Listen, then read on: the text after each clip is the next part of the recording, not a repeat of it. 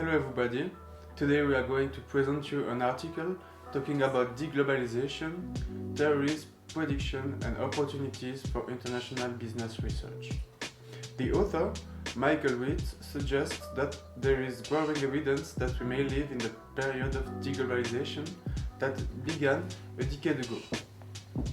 Assuming de-globalization is real and persistent, it would imply a significant turn of events for international business, which is a field based on an implicit assumption of ongoing globalization. Will we see the same strategy, structure and behavior than before but on a lower scale? Or will the different aspects be qualitatively different? To face this, the international business research should have a deeper integration of politics, the key driver of deglobalization.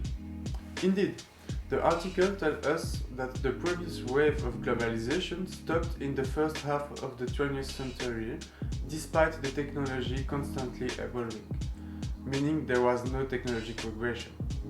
It was in fact due to governments which stepped in for geopolitical and domestic reasons. To support the integration of politics, this paper introduces two major schools of thought, liberalism and realism. Both predicted the deglobalization under the actual conditions. However, they tend to have different expectations about the future economy. For example, liberalism identifies domestic political pressure as a cause of deglobalization. On the other hand, realism sees the trigger as the end of US hegemony and the rise of China as a geostrategic competitor. Charlotte and I will explain more in detail the two theories. Then Theo and Charlotte will speak about the implication of the two theories for three major international business topics: the political strategies and the role of multinational enterprise, the global value chain, and the interaction with the national context. What is liberalism? Basically, liberalism is a school of thought which thinks that economic freedom cannot be restrained by any state's intervention. It defends freedom on three different aspects: politics, economics, and individuals. Each individual is free, and this ideology of freedom will push individuals to create, improve, and produce more. This ideology cuts the links between states and economy, which are two quite distinct things. The state must not intervene, if only by promoting the opening of markets. It means they put their trust in the invisible hand of Adam Smith, that is a theory designing the self-regulation of the market without any need for political intervention. For liberalists, globalization involves two ingredients: the agreement of states to cooperate in building interdependence and a supporting infrastructure that enables such cooperation to occur. For building an economic interdependence within each country, we need to have a stronger political power than the opponent. However, the practice is risky due to the possibility to defect the agreement.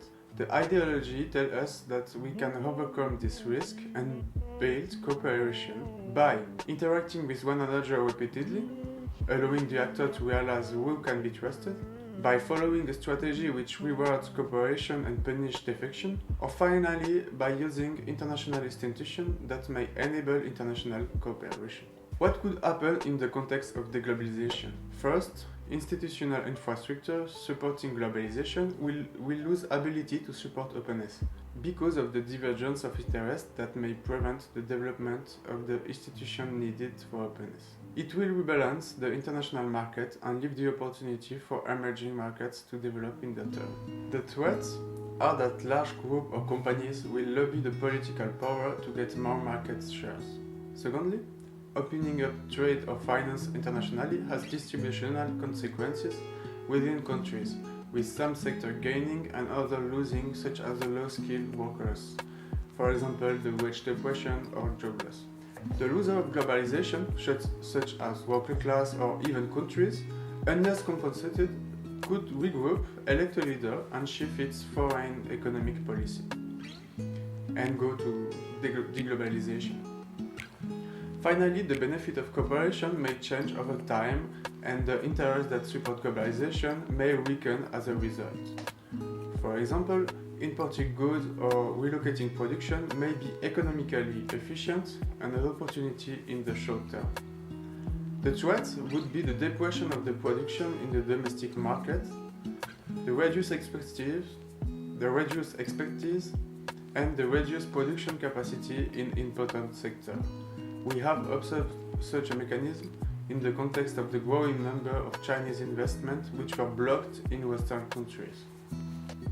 In the actual context, with the liberal vision, we can conclude that international institutions start to be weakened and the political nation interest seems to have shifted in favor of a reduced interdependence within countries. So, let's speak about the mechanism of realism. The first assumption of realism is that the nation-state is the principal actor of international relations, especially powerful one. Other bodies exist, such as individuals or organizations, but their power is limited.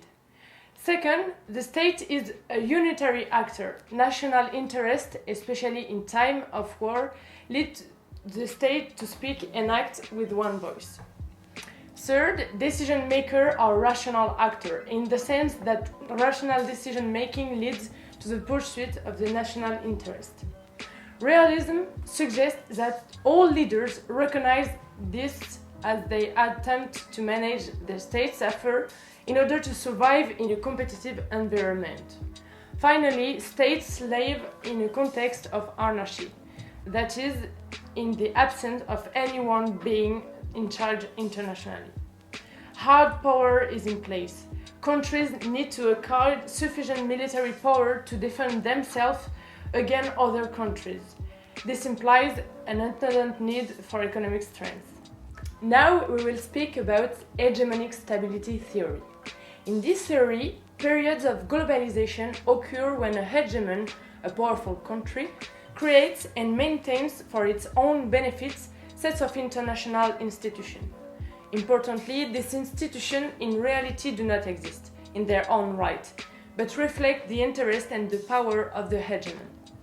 The hegemon will keep this system in place as long as it remains strong enough to do, and as long as the benefits from keeping the system exceed the cost.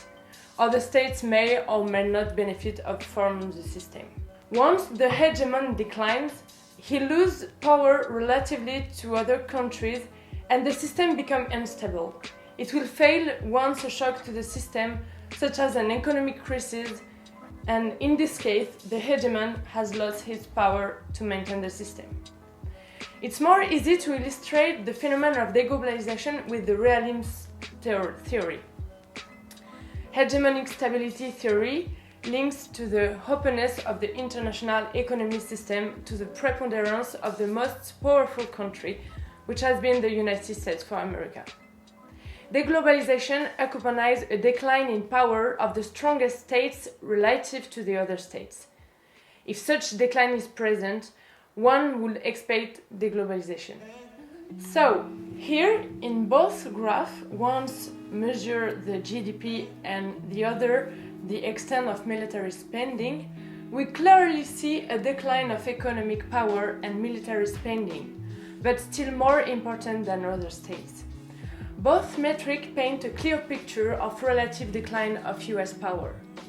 Overall, these data show a picture that is consistent with de-globalization, to the extent that the United States used to be a hegemon that could erect and maintain an open international economic system. It is unlikely that it remains powerful enough today. Its economy is already smaller than China's, and the Chinese military is rapidly catching up. So, let's see the outcomes of realism. Realism essentially predicts globalization in the presence of global hegemon. In a multipolar world in which at least two superpowers represent regional, neither is strong enough to become a global hegemon. Realism would expect the emergence of economic blocs supported by different sets of institutions. For the near to medium future, the most likely outcomes under realism is a repeat of a Cold War configuration of the international political economy. A bipolar world in which two superpowers erect two different systems in their respective sphere of interest, for example, USA vs China. In the longer run, the world may see the emergence of China as a new global hegemon. For decades, hegemonic stability theory would suggest the creation of a new global order reflecting China's preferences. The smoothest transition will be for the United States to concede international leadership voluntary to China. This seems unlikely. Possibly they may occur in the context of hegemonic war, but given the threat of nuclear annihilation, conflicts may be confined to economic or perhaps digital warfare. However, the longer run might also see the emergence of other superpowers, and thus a multipolar world with multiple economy regimes. The most likely candidate is India, because of his population. And an unlikely candidate for superpower status is the European Union, because of the bureaucracies and the lack the power conversion capability. Other countries are generally too small to become poles and a multipolar world. This includes Russia or Japan. In the previous section, we saw that depending on the theories, the environment for international trade should be very different. The section we discuss here concerns the implication for research international trade. This part cuts into three axes, which are policy strategy for multinational enterprise, global value chain, and interaction national contexts. We will now discuss the political strategy for multinational enterprise. Scientific research in this field assumes that the international political context, in other words, globalization, is in fact the result of international trade. Liberalism and realism agree that is the multinational and their investments that have an effect on the political context. The activities of multinationals are so important that they can have an impact on the repartition of power between states. This implies that they can slow down the economic development of potential rivals in order to block new rivals from entering in the market. But they can also help rival countries to develop their economy through direct investment in the countries concerned. The two schools of thought mentioned above have divergent views on what we need to be done. Liberalism proposes a continuation of the company share in globalization, but a shift in a corporate orientation away from a shareholder-centered approach towards something more global. All stakeholders will be taken into account. Fin du paragraphe 1 en jaune. Realism, on the other hand, suggests a better understanding of the activities of multinationals. This implies that home countries can retain some power over the activities of multinationals. One example is China, which through other world FDI guarantees access to resources. The literature on international trade reveals that companies try out their environments in different ways. For example, they use non-commercial strategies such as their social responsibility to create welcoming environment for their activities. This is particularly the case in developing countries where they get support from the government. Once again, opinion diverges between liberalism and realism. For liberalism, multinational companies may decide to devote resources to economic maintenance and growth through lobbying activities. This helps to counter anti-globalization force. This second point deals with the value chain at the global level. Within a company, the value chain normally refers to the set of steps that determine a company's ability to gain a competitive advantage. We are talking here about a global factory where multinationals coordinate the production networks in which they divide up the activities. It is assumed that the economic openness will decrease and therefore, although the technology needed for the global plant will continue to be available, other problems will arise. This is because companies will have less opportunity to relocate production to countries with lower labor costs. According to the liberalist point of view, the collapse of international institutions allowing international trade will result in increased transaction costs. This is because of the increased level of uncertainty and all the new rules that will emerge. Realism assumes that this global factory will become regional factories, which could be, for example, the Western region led by the United States and the ASEAN region led by China. The third point we will discuss is the interaction with national context. Indeed, liberalism predicts that the very nature of work would vary in different economies due to the different policy choices that may exist between countries. For example, there is evidence that, depending on the policy choice made, economies that are more liberal and have weak employment protection tend to suffer more from globalization. Finally, it is workers who suffer more negatively from globalization. While in economies where employment protecting is strong, the risk of offshoring is lower. Those workers suffer less from globalization. As a conclusion, we will expose you certain measures to prevent deglobalization. In the liberalist vision, the first measure will be for multinationals to hire good lawyers in order to find an alternative to sell their goods or services. Indeed, if one state closes its borders to another state, a way will have to be found to overcome these barriers, for example, by using another distribution channel. Another way for multinationals to deal with deglobalization will be to form alliances with other companies. For example, in the event that a state reduces its trade, a multinational could form an alliance with another multinational in order to sell its goods and services in another country. In exchange, the latter would give it a quiproquo. This is what happens, for example, with subsidiaries or partnerships. Now, let's see the measure for realist vision. The first measure that will be good to adopt is for the big world powers to give the emerging countries a chance to develop. We can illustrate this idea with the case of China and Ethiopia. If a multinational textile company stops producing clothes in Ethiopia, it will prevent it from developing. In the case of deglobalization, it will be very important not to let the less developed states down.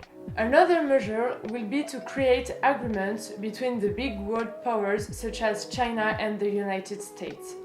These agreements will allow negotiating exchange rates for export and imports, as well as setting up certain tariff barriers. This will make it possible to focus on an equal exchange while remaining by world power. Thank you for listening us, and we hope that you have a better vision of liberalism and realism. Don't hesitate if you have questions. Thank you so much.